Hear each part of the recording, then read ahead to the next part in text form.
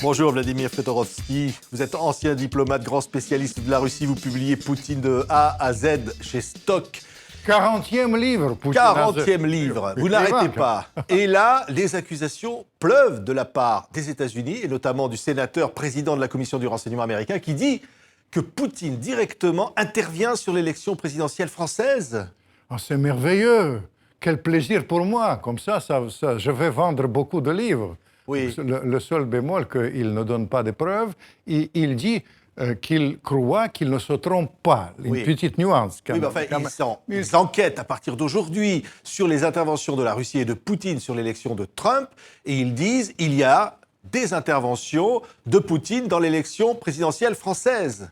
Vous savez, je vais vous dire, moi je suis ravi qu'il continue à le dire, encore une fois pour vendre Poutine de A à Z, mais plus sérieusement parlant, il ne donne pas de preuves. Et il y a un problème quand il donne des preuves, par exemple, quand il affirme que l'ambassadeur américain a rencontré les conseillers de Trump ou Trump lui-même, ça ne suffit pas. Parce que d'autant plus que je sais que l'ambassadeur ne peut pas jouer déontologiquement le rôle des services secrets, mais qu'il continue à le dire comme ça. Vous ne croyez pas que Poutine est intervenu pour l'élection de Trump ? L'affirmer que Trump c'est un agent de Poutine, c'est de vivre dans le monde virtuel. Parce que Trump, c'est un partenaire très compliqué pour Poutine. À la limite, il est plus compliqué que la faiblesse d'Obama. Oui. Et vous comprenez. Il préférait Trump à Hillary Clinton, on le sait. C'est pas du tout dit. En tout cas, je suis formel et ça, je sais que ça se passe assez durement, très durement avec les Américains. Et puis, expliquez-moi, Trump augmente les dépenses militaires d'une manière vertigineuse. C'est un problème majeur pour la Russie. Pourquoi, agent de Poutine, il va faire ça? Allons plus loin. Qu'on m'explique. On me dit qu'il y a mise en scène que Poutine pique les mails de Macron. Expliquez-moi qu'est-ce qu'on peut trouver dans les mails de Macron. En tous les cas, cherchez peut-être les moyens de pourrir la campagne de Macron, parce que Macron n'est pas aussi proche du président russe que ne l'est Fillon, par exemple. Attendez, la campagne française est pourrie, comme jamais. Vous n'avez pas encore commencé le débat ici en France. Quand je voyage plus que vous, je suis très francophile, je suis ahuri par rapport à ça. Mais continuons à le dire. Oui. Mon précédent livre. Vladimir Fedorovski, vous ne croyez pas que Vladimir Poutine peut avoir des intérêts, par exemple, avec Marine Le Pen? On l'a vu, il a reçu Marine Le Pen pendant 2 heures au Kremlin. Je vais vous dire, Marine Le Pen, Poutine, moi j'ai fait vraiment enquête pour Poutine. Poutine, c'est un homme très pragmatique et il agit comme un homme de service secret. Il analyse les choses comme un homme de service secret. Il y a une réalité. Vos sondages, s'ils sont vrais, ils donnent Marine Le Pen maintenant à 47%. Il ne vaincra pas, bien entendu, les élections, mais il sera de loin le premier parti de la France. Est-ce qu'on peut ignorer la moitié de la France de telle manière? C'est ça qui... il est allé plus loin. Il a dit « J'apprécie la formation que vous représentez, qui devient très importante à travers d'autres mouvements, à travers toute l'Europe. » Il marquait sa préférence. Non. Si vous avez dit, il a dit au contraire qu'il ne va pas s'immiscer dans les affaires françaises. Il va travailler avec tous les candidats. Là où il y a le vrai agent de Poutine, je vais vous dire qui sont les vrais agents de Poutine. Je vais vous donner les choses. Les premiers agents de Poutine aujourd'hui, c'est les islamistes. Parce que par ricochet, la guerre mondiale, dit Poutine, a commencé. Dans cette guerre mondiale, la Russie, pas Poutine, c'est un allié irremplaçable. Les islamistes tuent nos enfants. Et ce n'est pas suffisant de faire l'alliance avec l'Arabie saoudite au Qatar qui a financé les fils islamistes.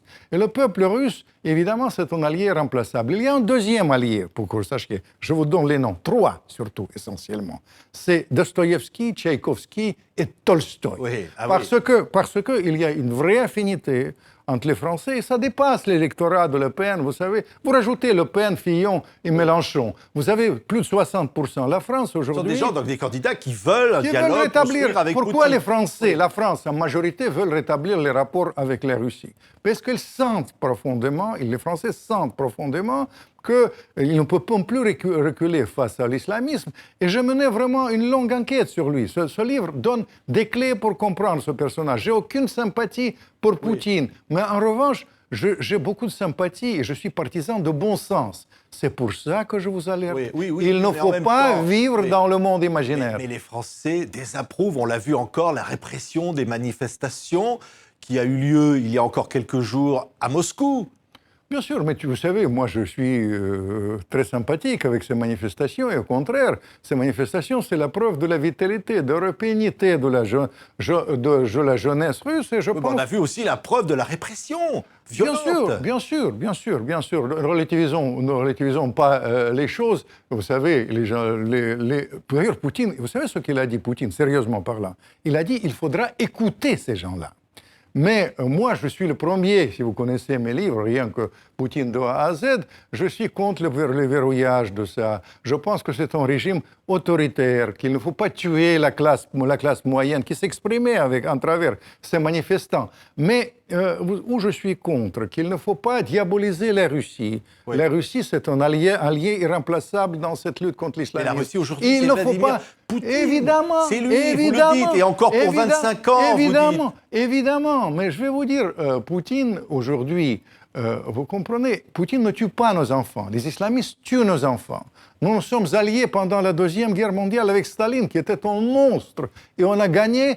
Moi, je considère, je m'excuse, que les islamistes, comme les fascistes autrefois, comme les nazis autrefois, et il faudra les combattre avec les Russes. Ça, c'est le premier point. Et deuxième point, vous savez, toutes ces sanctions, tout ce baratin qu'on évoque aujourd'hui, vous comprenez, a poussé la Russie du côté de la Chine, vers l'alliance militaire et économique avec la Chine.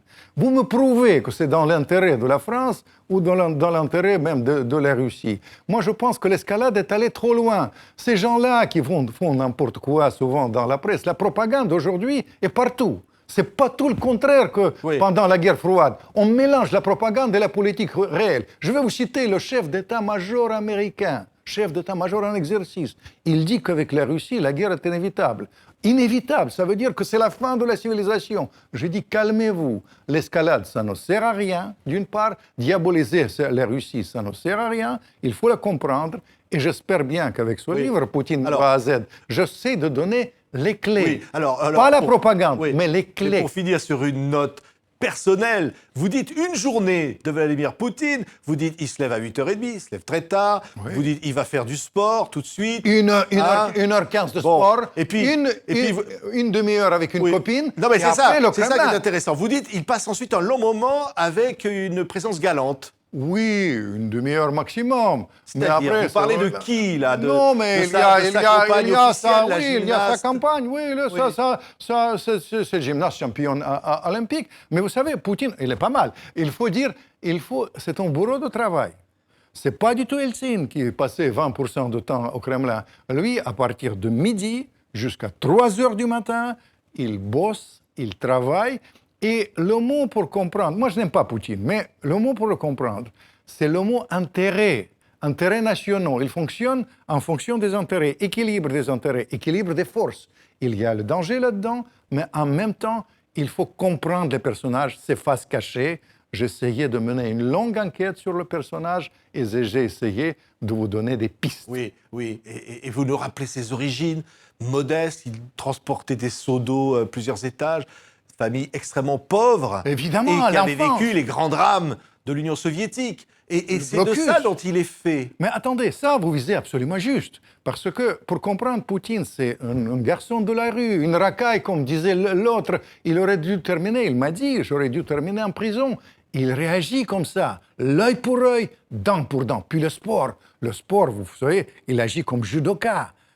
Vous savez, ils essayent d'utiliser la force de l'adversaire pour le bousculer. Puis le KGB, je vous ai dit, c'est une longue enquête que je menais vraiment avec les sources uniques. Il a appris d'ailleurs au KGB, vous le dites, des méthodes, comment on empoisonne un adversaire, comment on entre dans sa tête, comment on le manipule. Évidemment, c'est mais il agit techniquement comme ça. Vous comprenez? Par exemple, il copie les gestes parfois des autres. C'est une sorte de mimétisme et c'est comme ça qu'il travaille avec leur agent. Alors, Poutine, c'est un personnage multifacette. Il est suffisamment compliqué et parfois, je ne vous cache pas que c'est un personnage qui mérite vraiment une grande prudence et vigilance. Mais simplement, n'inventez pas les choses. Ne rajoutez pas, autrement, on va vivre comme la veille de l'Union soviétique. Vous comprenez, dans le monde imaginaire, on va vivre de la mensonge. Et parfois, j'ai l'impression que la France, aujourd'hui, c'est l'Union soviétique d'hier. Merci, Vladimir Fedorovski. Poutine de A à Z est publié chez Stock. Merci d'avoir été notre invité.